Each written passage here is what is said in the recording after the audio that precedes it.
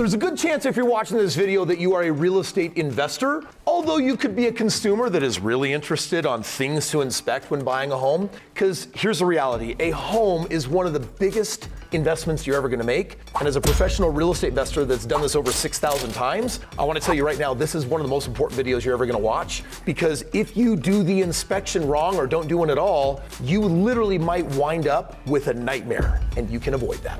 The only job that I ever had was in college. And I remember that there was a guy working at the company that was trying to become a real estate investor, and he bought this really big house that he was gonna try to flip. And after he bought it, he found out that the foundation had problems. Literally, the foundation was moving and sliding, and he had to pay $200,000 to actually have the house propped up. Needless to say, he lost a ton of money. That wasn't fun. And a $300 inspection would have totally revealed massive oversight. First of all, let's make sure that we don't create confusion in the real estate world between a home inspection versus a home appraisal. A home inspection is different from an appraisal.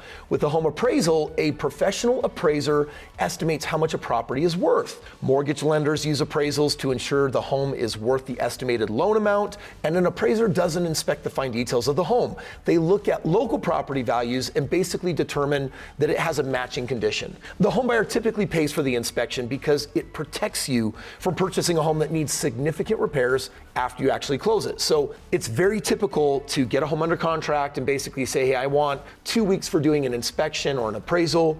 And then during that period of time, you're gonna drop $300-ish. You're gonna send an inspector out there. And what they're gonna do is they're gonna create a meticulous report. And what the inspection is designed to do is to give you some ammunition that if you have to go back to the seller and say, hey, you know how I agreed to buy this house for $350,000? Well, I need you to either do all these different things from problems that we fixed, or you gotta reduce the price by $15,000. So it's basically a second point of negotiation.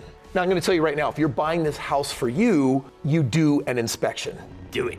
Because the last thing that you want is a surprise a month later or 5 years later. I'm gonna tell you in my situation, my very first house that I bought the house, I did not do an inspection, and guess what happened 6 months later? The toilet in the basement got plugged, and it kept on happening, and poop would start overflowing out the toilet onto the ground. I was like, this is very bad. Why does it keep happening? It turns out that in the sewer line, there was a belly, which means that the line is supposed to go out to the street, lower, lower, lower, but it had a bump from a tree root that went under it, and it meant that we would sometimes backfill the house with poop, and I needed to pay like $7,000 to rip up the yard and basically fix the belly in the line.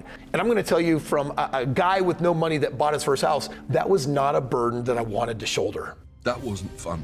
Now, similarly, if you are a real estate investor and watching this is a negotiation tool. It also educates you on, hey, if this is a flip, I might be looking for a distressed property, and you may not care very much about an inspection because you just got a sick deal. By the way, if you want to know how to flip or wholesale real estate with no money and no credit, you definitely want to check the link below, because I'm actually going to give you a free game plan showing you how to get in that business for making hundreds of thousands of dollars a year or more. Similarly, if you're buying the home as a buy and hold, it's like, I'm an investor, I'm buying this, I want to hold on to it. I definitely want to know what's going on with this house. Now, I'll tell you today that a lot of the homes that I'm building and buying in my portfolio, they are brand new.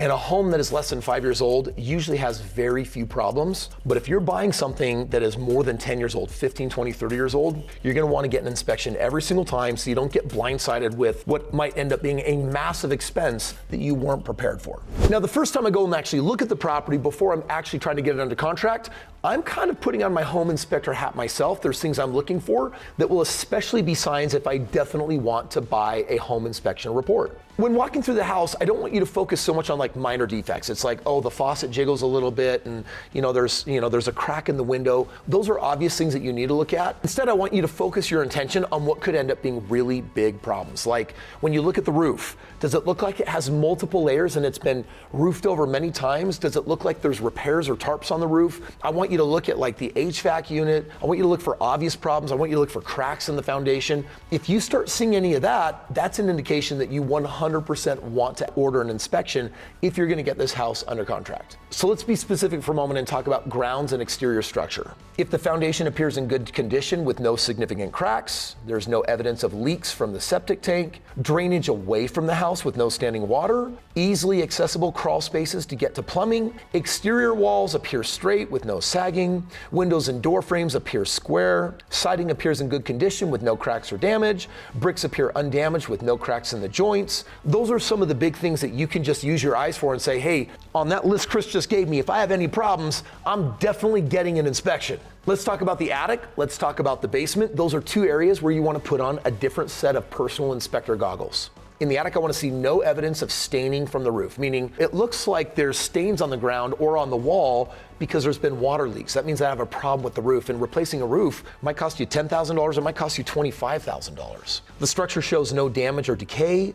There's adequate ventilation through soffit vents. Insulation is sufficient and installed properly, and electrical splices are contained. In an attic, I'm looking for those pieces. When I go into the basement, I'm looking for something different. I want to see no evidence of moisture, no evidence of water damage to the floor, and I want to make sure that if I have a basement that there's a sub pump and that it's actually functioning properly. But you need to know that the inspection is going to catch things that you can't. For example, radon in basements has become a really big deal. Radon is something that you can't detect, but it's basically a chemical. It's a toxin that comes from the ground up into the house, and you're going to have to get a radon detection system and something to clean that up if you have that problem. Similarly, if the house was a meth lab before, you don't have the ability to necessarily test for that, but a home inspector can. All right, let's continue the list. Let's talk about kitchens and bathrooms, the things that, again, I'm looking for. In kitchens, I'm looking for visible plumbing under the sink, that it's in good condition and that it shows no signs of water damage, that the exhaust vents are functioning and working, that the garbage disposal is operational, that the water flow to the sink is adequate and that it drains properly, and that my built-in appliances are operating properly. Those are things that you can visually see. You might say, but Kris, I'm not trained, I'm not a contractor, I'm not an inspector. You don't have to be. Most of this is these lists that I'm giving you. It's use your physical eyes and just see, is there a crack, is there not a crack? Open the sink. Is there water damage under the plumbing pipes? Yes or no? In bathrooms, I'm looking for something different. Visible plumbing under the sinks is in good condition. I want to show no signs of water damage. I'm looking for adequate water pressure for hot and cold water at all fixtures, that the tub, shower, and sinks drain smoothly, that the toilets flush and that they fill properly, that the toilet is stable with no rocking or stains at its base, and that there's no evidence of leaking around a tub or shower. Now that's the inspection that I'm just doing with my physical eyes, just to say, hey, I walked through and I'm looking for signs that I might need an inspection, or it's like, I'm definitely gonna need an inspection. And when we write this offer up, I'm gonna make sure I say, hey, I wanna have 2 weeks or 3 weeks to be able to conduct my full inspection and get a report back. And that's kind of giving a heads up to the seller that if they negotiate this price, if you come back with a list of problems, you might be renegotiating a little bit more. Now, if you get the house under contract and you move forward with an inspection report, they're gonna give you back this multi-page document. And one of the things that I need you to be aware of is they're gonna document things like, when I open the window, it squeaks. And it's like, I don't know if that's a really big deal. It's like, yeah, but did you also know that one of the vents isn't fully covered and that it's not the right size, or the carpet's pulling up a little in the corner? Some inspectors will be very thorough, and I'm just gonna tell you, I actually like that. There's a ton of stuff they bring up that I don't really care much about. I'm really looking for the middle to really heavy problems that I really can't detect very easily on my own, or when I did my own walkthrough, kind of messed up. I missed out, I didn't catch everything.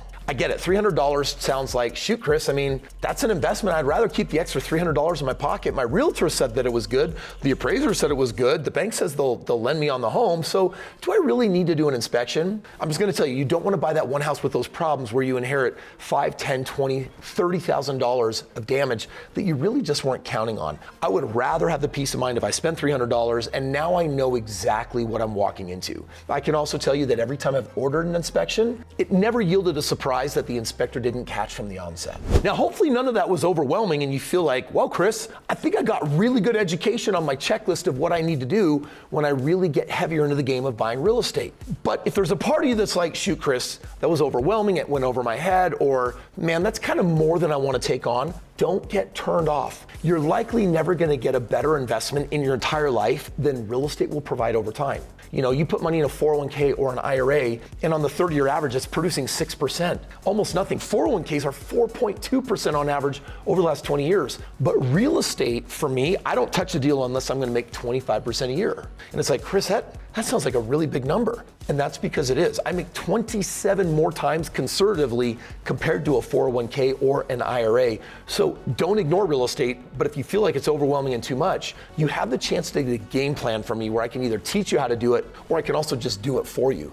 And if you're interested in having me as your mentor, guiding you through the game of real estate, especially if you're like, but Kris, I don't got money for that. Trust me, get a game plan, get my perspective on your situation. All you gotta do is click the link below, talk to a member of my team.